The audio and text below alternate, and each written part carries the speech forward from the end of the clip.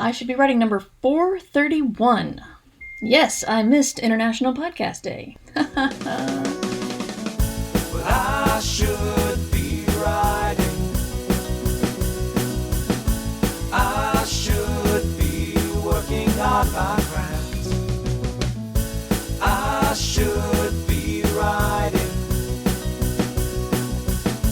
I should be submitting my next draft. But I'm sitting home watching Doctor Who. Hi there, welcome to I Should Be Writing, the podcast for wannabe fiction writers. I'm your host, Mer Lafferty, and I find it very amusing that yesterday was International Podcast Day, and I missed it. Yeah, I was catching up on a lot of late things, and I got a lot done, and I'm very proud of myself, only I did not get done the podcast, so sorry about that. I saw a couple of news spots that did feature my brother in Podcast Hall of Fame induction, Danny Pena, who has run Gamertag Radio, and good on him. He's been very active with the podcast community as well as doing all of his gaming stuff. Rather, doing the podcast and keeping track of the community, which the second part I've kind of failed at. I don't know why. It feels like everybody just kind of put their head down and did their own work. But it is October 1st, and I was talking about making this your NaNoWriMo practice month. And according to my calculations, let's pull that up. So the way I figured this out is to, if you figure out that on the last day you want to be writing about as many words as you would be during NaNoWriMo, I took half of that, and then I multiplied that by 31, the number of days. If you wrote steadily, you would write 800 some words a day. But we don't want to write steadily, we want to increase. So, according to pacemaker.press, the target quota for today is just 53 words. That's all, just 53 words. So work on 53 words, and I'll get back to you tomorrow.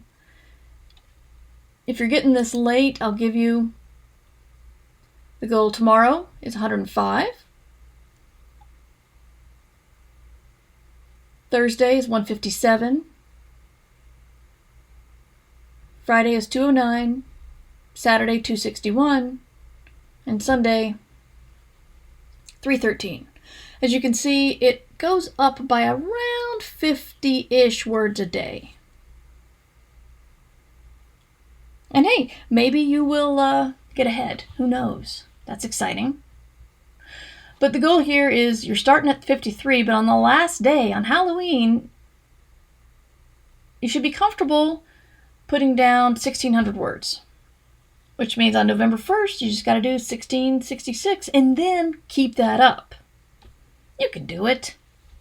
Super easy. We got a question from Kevin, and I'm sorry I sometimes remember the question but don't look up who sends them to me. I'm going to try to be better about that. And Kevin writes, how do I plot as a discovery writer? I'm moving from short stories to longer fiction.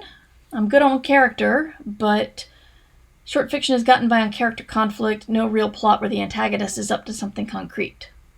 As a discovery writer, how do you establish the antagonist's goals and actions for the protagonist to act against? A lot of times it's in the rewriting for me.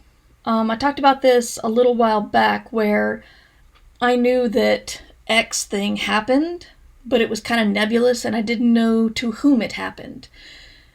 But I knew I wanted a character in that scene, so I just started writing the scene with that character, and then supporting characters came in, and then the scene kind of resolved itself. The thing I'm figuring out that I do not like, I will admit this, I don't like saying this, but I don't know another way to explain it, which is, it feels a little woo or The Secret or whatever, but your subconscious mind is working. It's always working. Even if you're not consciously thinking about something, if you've got a plot in progress, your subconscious mind is probably turning it over and over and over, and you don't know that. But I feel that when I'm doing the whole discovery writing thing, where if I try to sit there and look at the blank page and think, okay, in this scene, we're going to have X, Y, and Z, and these characters are going to do A, B, and C. It doesn't work that way in my head. I have to say, here's a scene where this character meets this character, and at the end, character C dies. And then I start writing it, and that's when stuff starts to get fleshed out. That's when the antagonist starts to get their motivation in my head. And sometimes that means it's going to have some rewrites. Because later on in the book, I may be like, oh my god, there's the motivation. I figured it out. It just took me a little while. So then you just make a note that you've got to edit some earlier scenes to fit the new, shiny, exciting motivation you have. This is the kind of thing that makes me nervous about releasing work as I write, because a lot of stuff will get richer on rewrites for me. And I hate rewriting. I hate it. But I know the power of it. So when it comes to discovery writing, you've got to trust yourself. And that's hard to do. I believe it. That's really hard to do. Because, self-confidence, some writers have it. I've asked John Scalzi to bottle his confidence and give me some of it, but he hasn't yet because he's selfish. But I just kind of have to make up my own. And here's the trick about confidence. If you pretend you're confident, you'll appear confident. And then you are confident. It's a weird thing. Sometimes I try to role play. I try to LARP a confident writer. What would a confident writer do? A confident writer would sit down and write this scene. No, the scene's not exactly what I wanted. Well, the confident writer will write the next scene while thinking about the first scene and seeing if there's anything they can change. So, maybe I should write the rules of LARPing a confident writer. There's got to be dice. Are there dice in LARPs? I don't think they are, because you do a lot of running around. I'm going to have to think about this. Because I could write an RPG about being a confident writer. If I didn't have anything else to do. Oh, God. But Kevin, you're just going to have to start trusting yourself. Write the scene, and if it doesn't happen the way you want it to, see if you can give it a rewrite. Or write the next scene and see if the problems... your problems, not the story, not like the conflict in the story, but your problems that you're having, they may resolve themselves as you keep going. One thing, I went to the workshop Viable Paradise back in 2006.